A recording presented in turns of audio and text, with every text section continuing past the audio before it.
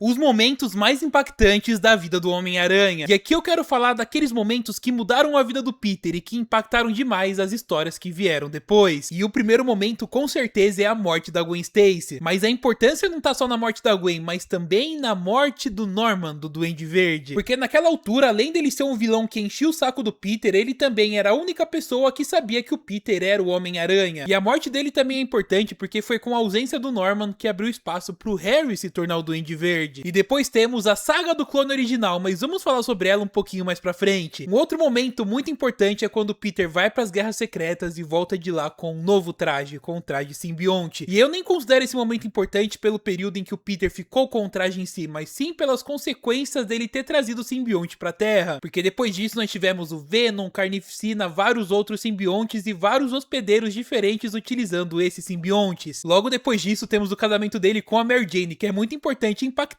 pelos motivos mais óbvios possíveis. E por fim chegamos na saga do clone. E aqui é loucura, porque o Peter descobre depois de anos que o clone dele estava vivo. Logo depois dessa descoberta, a Tia May morre. Depois aparece um outro clone, que é um assassino. Depois aparecem mais vários outros clones. E depois ele descobre que ele é um clone e não um verdadeiro. Mas depois disso ele descobre que a Mary Jane tá grávida. Então ele decide se aposentar e se mudar de cidade para começar uma nova vida e formar uma família. E nesse processo de mudança e de aposentadoria, o Peter ainda acaba perdendo seus poderes. Só que, claro, eventualmente o Peter volta pra Nova York, recupera os seus poderes e descobre que, na verdade, ele não era o clone, mas sim o verdadeiro. Só que no momento que ele descobre que ele era o verdadeiro, ele também acaba perdendo a sua filha e acaba perdendo o seu clone, que àquela altura do campeonato tinha virado como um irmão pra ele. Mas o mais insano de tudo é que ele descobre que a pessoa responsável por tudo isso que tinha acabado de acontecer na vida dele era o seu grande inimigo, Norman Osborn, que ele acreditava estar morto. Mas não para por aí, porque logo depois ele descobre que a sua Tia May, que por anos ele acreditou estar morta, na verdade estava viva, e que na verdade tudo não tinha passado também de um plano do Norman Osborn. E eu quase esqueci de comentar, mas antes de toda essa loucura, o Peter também perdeu o Harry Osborn, o seu melhor amigo, que também era um dos seus maiores inimigos, o Duende Verde. E tudo isso que eu falei veio antes dos anos 2000, então se vocês quiserem eu posso falar tudo que veio depois.